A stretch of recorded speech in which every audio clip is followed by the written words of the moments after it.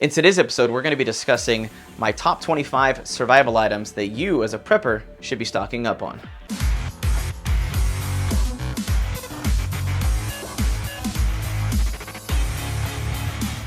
So the first item is actually food. It's a pretty big given. Now there's a lot of options out there. You can go with canned foods. You can go with some stuff you pick up at the grocery store. There's also MREs. There's emergency food rations. But I feel that if you're going to be hoarding and stocking up and taking it very seriously, my suggestion is going to be freeze-dried foods. It comes in cans, big cans, number 10 cans. You can get them in the buckets. You can also get them in these pouches.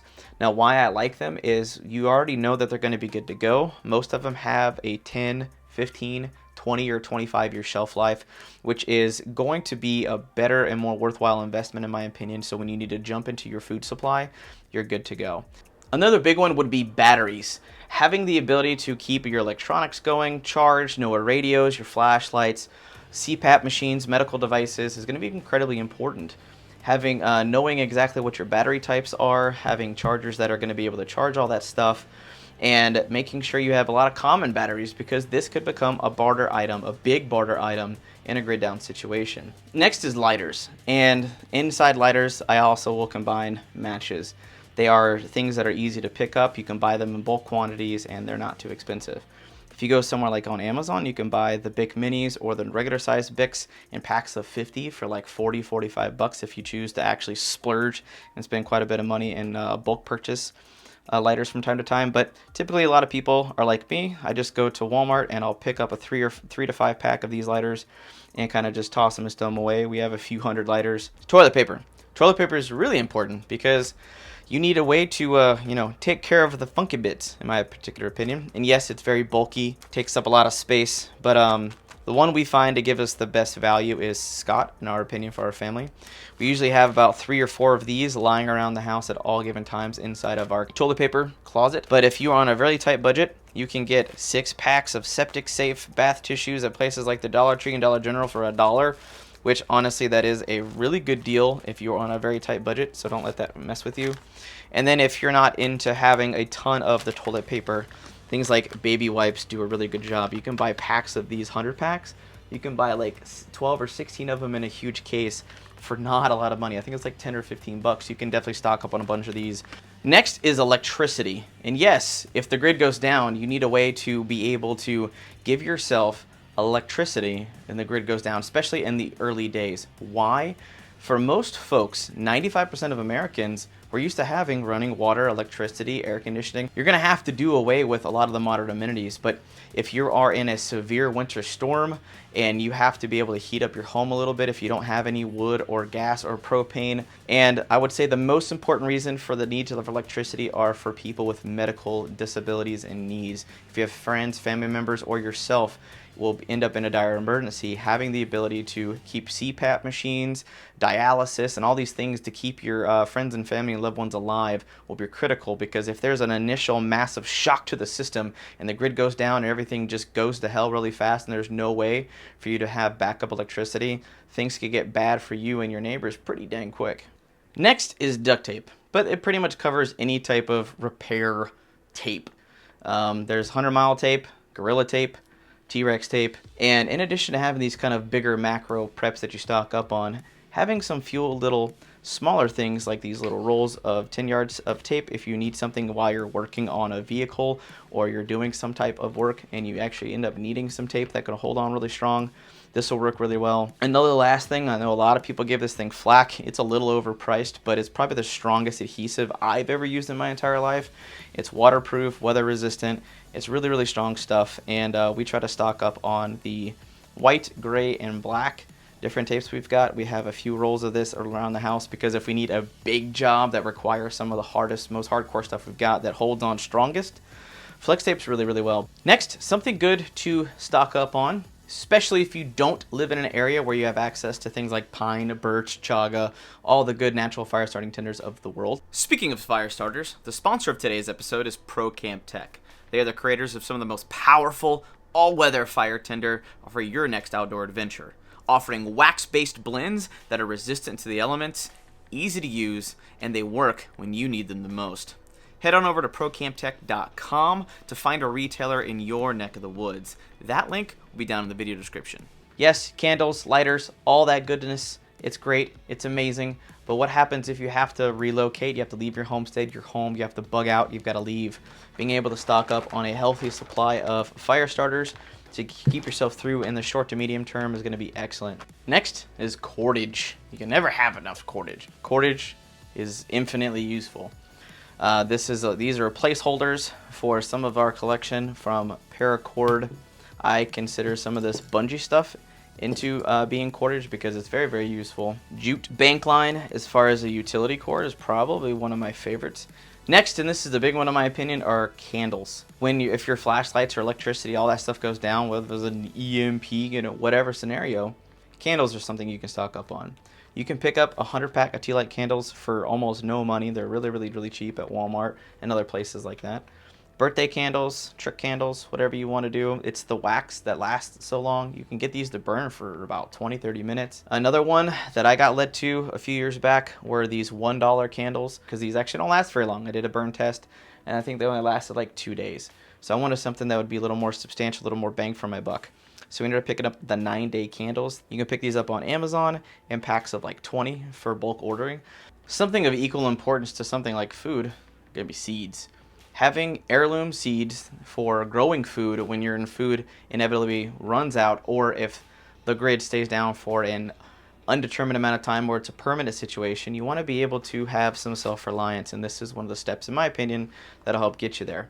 Next is bug spray and sun protection. But when it comes to dealing with things like viruses from things like mosquitoes and other insects, keeping yourself protected, because in a grid down SHTF situation, hospitals may not be working. Clinics may not be working. You may not live next to a doctor or a nurse or someone who can help you with things like that. So being able to keep yourself protected from the elements as much as possible from bug spray and sunscreen is something that I definitely recommend folks stock up on. Flying through the list, we've got fuel, propane, butane, alcohol, and solid fuel cubes. All of these are going to be vital when it comes to cooking your food, especially in this short term when you have things like your freeze-dried food, your MREs. This is going to be extremely important. Additionally, there are heaters that run on propane as well. That'll be really good if you're in a winter climate environment, so having some of these portable bad boys on hand, or bigger containers for macro prep sizes if you so choose and need it, if your environment calls for it. Next are tarps. Any type of tarps. I don't care. You can buy tarps from Walmart, Lowe's. I don't care what you're getting. You can get poly tarps, these type of utility tarps. Why? Shelter, covering, concealment, protection. All good things. Tarps are invaluable, and they have an indefinite shelf life. Next is salt. It can flavor your food, has an indefinite shelf life, can be used as a preservative, and back in ancient times, it was actually used as currency once upon a time. It was almost as valuable as gold in certain parts of the world. Unless you live by an ocean, salt is going to be good to stock up on. One that I think would be overlooked as far as stockpiling. I know plenty of people put these in their bug-out bags and their survival kits, but stockpiling, like Contractor trash bag liners. Big, huge 2, 4, and 6 mil thickness. 2 mil is the cheapest, so that's why I stockpile on, but I do have some 6 mils for the really hardcore stuff. But if you need to use these as shelters, but this is going to be a commodity. Human waste, biohazard waste, being able to get rid of stuff because they're not going to be running water. You're going to need to be able to stock up on stuff. So this will be a huge commodity. You'd be able to trade an entire box of bags, in my opinion, for quite a bit of service, given the fact that just having bags is not going to be as easy. It's going to be easier said than done. Circling back around to hygiene and self-care, it's going to be things like antibacterial soap, bar soap, and hand sanitizer. If you notice, the things that my family stocks up on is antibacterial soaps and hand sanitizer. Now, we do have a pretty regular rotation. We usually keep about a year's supply because most of the stuff only has a shelf life of about 2 years. And the initial stages of grid down, we're going to be pretty hypersensitive, the entire population, to sicknesses because we're not going to be as clean. We're not going to be able to take care of ourselves as easily. So keeping our hands clean and taking care of ourselves is going to be pretty important. But we usually gift these in holiday baskets when we check our expiration dates and keep on that stuff.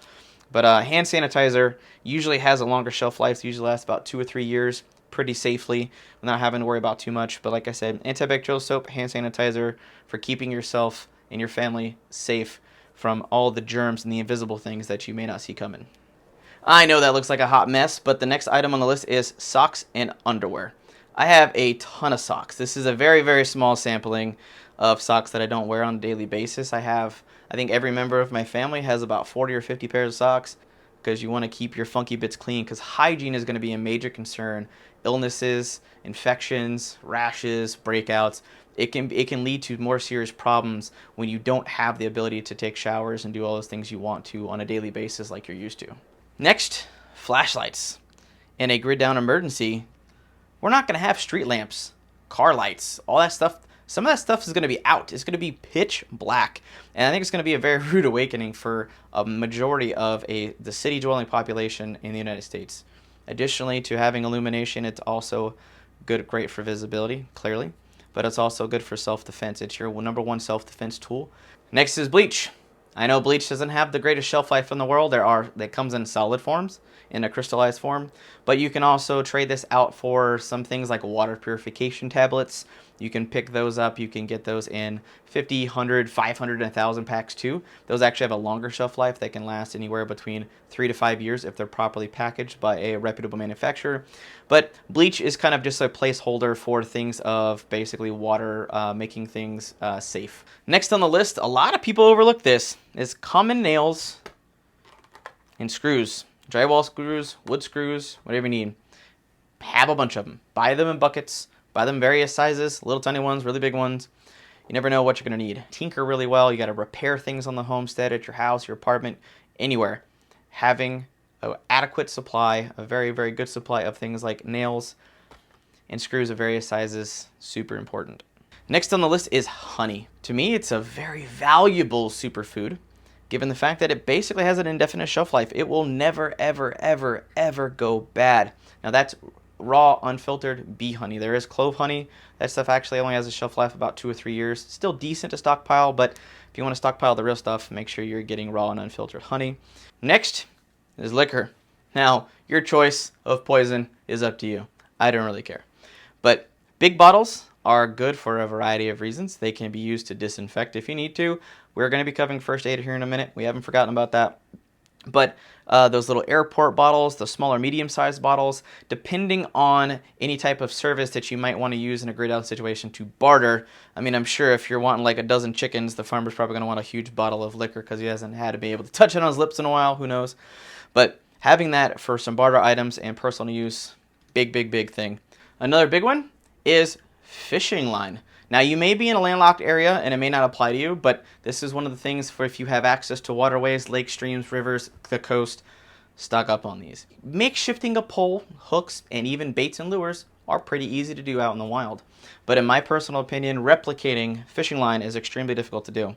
Omniflex by Zebco, get this at Walmart. It's super cheap. It's actually decent for the money, but I can get like 4 rolls of this. I can get 2,000 yards for the same price as picking up the nicer high trilene stuff at Walmart. So this is cost me like $8, and this costs $8. So if you're gonna stock up, go the cheap route. But I always do keep some of the nicer stuff on me to make sure that I have some high quality backups if this stuff starts breaking on me. As we're rounding down the main portion of our 25 items, repair and maintenance tools. This is a big one. And we saved this for last because it's something that a lot of people are probably going to chime in the comments like, you forgot this. But being able to keep your tools and your knives sharp, having good multi-tools are going to be really handy to keep on the homestead around your power drills, hand screwdrivers. Just having a big tool set is going to be super important. I would have a toolbox that you could throw into a vehicle, keep on you, put in a bug out bag, release something quick, fast, in a hurry. I would have various tiers, but stocking up on really good tools because you're not going to be able to go to the hardware if your hammer breaks. So having 3 or 4 of those is probably not a bad idea. The last item on this list is definitely not least, but it's something that I didn't really see a lot of people covering, is things like bolts, arrows, darts, slingshot ammo, bullets, the 9s. All the things for food, self-defense, protection, self-preservation, all the things depending on what you're into, whether you're in a longbow, crossbows, compound bows, whatever it is, stock up on the things. Make sure you have broadheads, all the little pew-pew things, all the stuff. So if you stuck around this long, you're probably going to be here to the end of the video because we are now at the lightning bonus round for all the other tips. So this one, feminine hygiene products and also things like diapers if applicable. Zip ties and smaller zip ties, big zip ties, heavy duty zip ties. You can use them as handcuffs, tie things down, organize things. It does a lot of stuff. There's like 20 or 14,000 different things you can use zip ties for. First aid.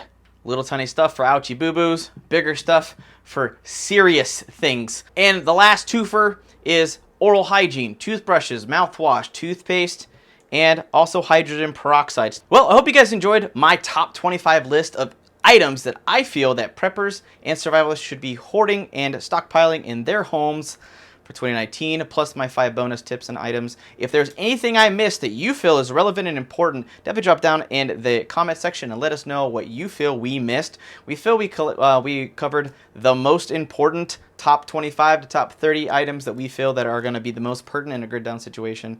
Like I said, if you enjoyed this video, you want to see more like it with tips, tricks, and survival hacks, give this video a big thumbs up and share this out with your friends and family in your social media networks so we can keep growing, thriving, and making awesome videos for you guys. But that is the best for now. Hope you guys have an absolute wonderful day.